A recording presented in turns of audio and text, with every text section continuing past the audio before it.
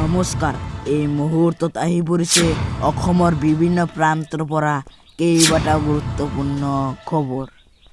আজিৰ প্ৰথমটো খবৰ, দেশৰ জনতাই LICত জমা থোৱা ধন সুৰক্ষিত হৈ আছেনে?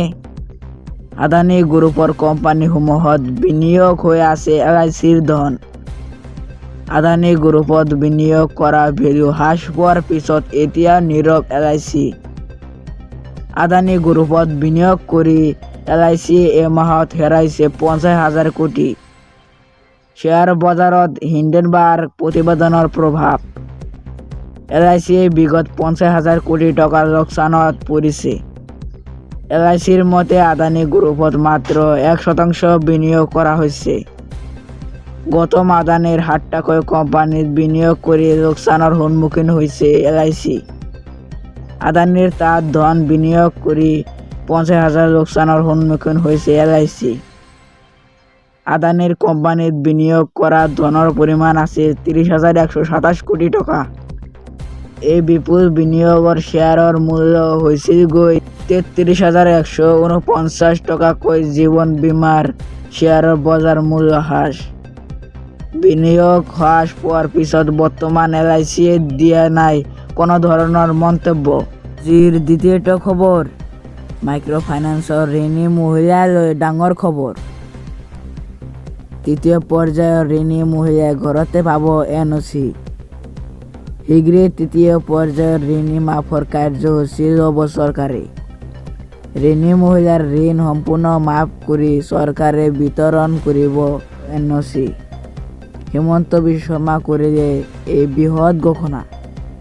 আজিৰ তৃতীয়টো খবৰ, 6 বছৰ হ'লেহে বিদ্যালয়ৰ প্ৰথম শ্ৰেণীত নামভৰ্তি কৰাব পাৰিব শিশুক। কেন্দ্ৰীয় সলনি কৰিলে বিদ্যালয়ৰ নামভৰ্তি কৰোৱাৰ নিয়ম। ন্যূনতম 6 বছৰ হ'লেহে ক্লাছ 1ত নামভৰ্তি কৰোৱাই দিব পাৰিব শিশুক। সকলো ৰাজ্য আৰু কেন্দ্ৰীয় শাসিত অঞ্চললৈ নিৰ্দেশনা শিক্ষা মন্ত্ৰালয়ৰ। শিশুসকলক 3 বছৰ বয়সৰ পৰা বিদ্যালয়ৰ ব্যৱস্থাৰ সৈতে সংযুক্ত কৰিব লাগিব, য'ত তেওঁলোক প্ৰথম 3 বছৰৰ বাবে প্লে স্কুলৰ সৈতে সংযুক্ত হ'ব লাগিব। তাৰ পাছতহে 6 বছৰ বয়স শিশুসকলক প্ৰথম শ্ৰেণীত ভৰ্তি কৰা হ'ব। আজিৰ 4 নম্বৰটো খবৰ, আজি শপত ল'ব অসমৰ নৱনিযুক্ত ৰাজ্যপাল গোলাপ চান্দ কাটাৰিয়াই।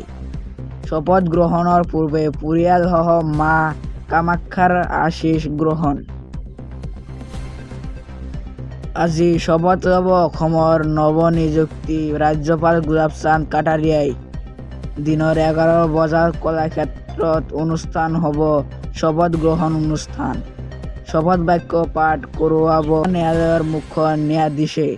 শপত গ্ৰহণে প্ৰাক মুহূৰ্তত ভগৱানৰ আশীষ লৈ আৰম্ভ কৰিবলৈ পোৱা নীলাচলস্থিত শক্তিপীঠ কামাখ্যা মন্দিৰ উপস্থিত হয়।